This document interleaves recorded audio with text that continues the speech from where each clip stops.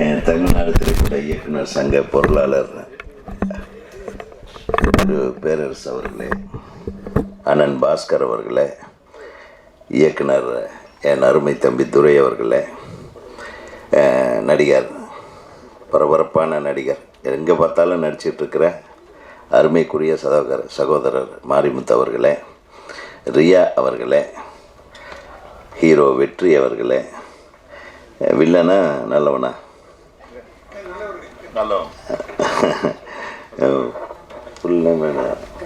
ராம் ராம் ராம் அவர்களே, கணேஷ் ராம் அவர்களே, இன்னும் இந்த மேடையில் நான் பெயர் உச்சரிக்காமல் விட்டிருந்தால் மன்னிக்கவும்.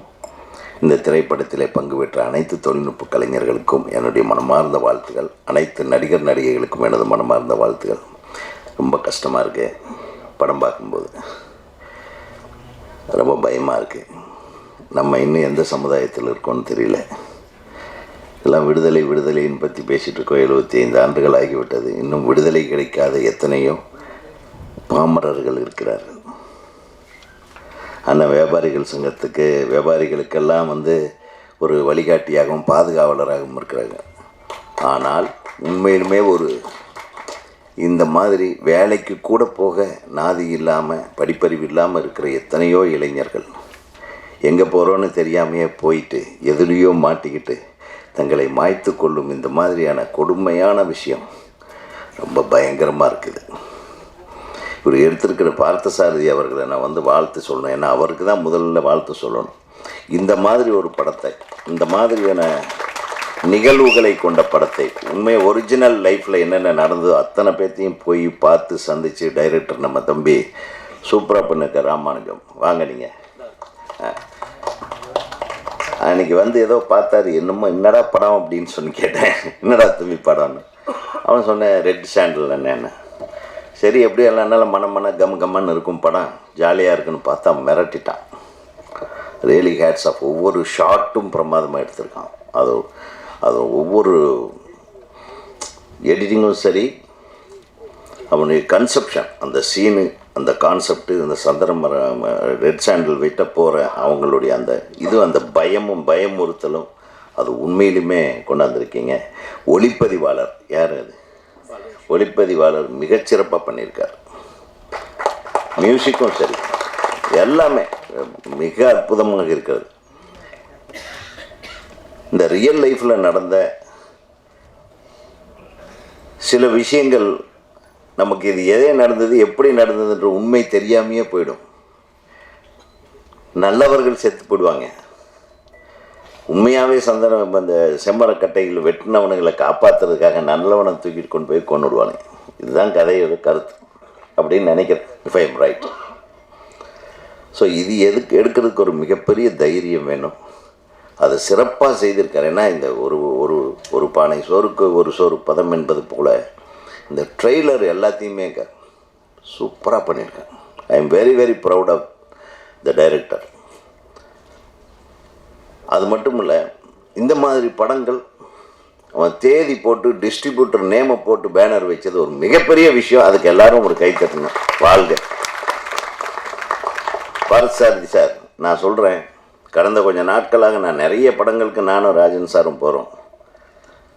அதில் எப்போ ரிலீஸ்ன்னு தெரியாமையே ஆடியோ ரிலீஸ் நடக்கும். நம்ம ஊடக நண்பர்கள் நாங்கள் எல்லாமே ஒரே கட்சியில் தான் இங்கே உட்காந்துட்டு பேசிக்கிட்டு இதை எப்படியாவது கொண்டு போய் சேர்க்கணும் அப்படின்னு இவங்களை எல்லாமே நம்ம வற்புறுத்தி அப்படியே ட்ராமா பண்ணி ஏதாச்சும் பேசி படத்துக்கு சம்மந்தம் இல்லாத பஞ்சுகளை கொடுத்து ஏதாச்சும் ஒரு மேட்டரில் இந்த படத்தை பற்றி கொஞ்சம் எழுதுங்கப்பா, போடுங்கப்பா அப்படின்னு அப்படியெல்லாம் கொண்டு போகக்கூடிய சூழ்நிலை இல்லாமலேயே உங்களுக்கு விநியோகஸ்தர்கள் கிடைத்திருக்கிறார் என்பதை நான் மிக மிக மிக பாராட்டுகிறேன்.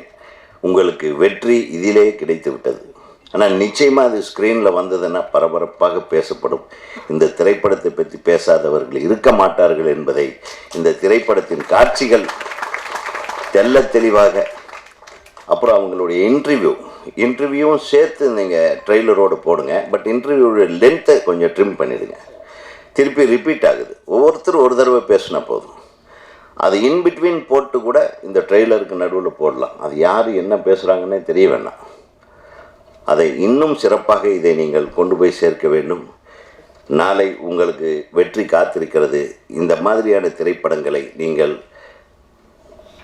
மிக அற்புதமாக மக்களிடத்தில் கொண்டு போய் சேர்ப்பீர்கள் என்ற நம்பிக்கையுடன் என் தோழமை உணர்வுட என் தோழர்களுக்கு, என் நண்பர்களுக்கு, ஊடக நண்பர்களுக்கும் பத்திரிகை நண்பர்களுக்கும் நான் வேண்டி விரும்பி கேட்டுக்கொண்டு, ஆனால் நீங்களும் இப்போ வணிகர் சங்க தலைவர்ன்றதுனால ஒரு விஷயம் சொல்லிடுறேன்.